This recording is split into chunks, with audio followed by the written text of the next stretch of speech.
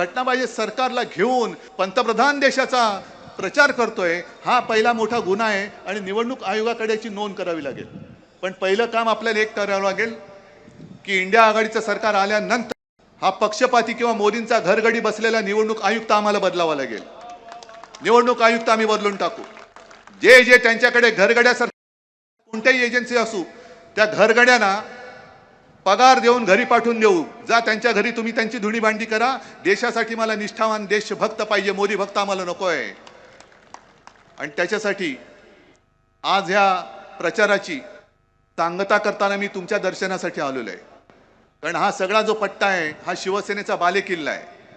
इथले एक सुद्धा माझं शिवसेनेचं कट्टर शिवसैनिकाचं मत फुटता कामा नये. एक सुद्धा काँग्रेसचा असेल, राष्ट्रवादीचा असेल, कम्युनिस्ट असेल, आप असतील, जे जे सगळे आपण एकत्र आलो आहोत त्यांचं एक सुद्धा मत नाचता कामा नये.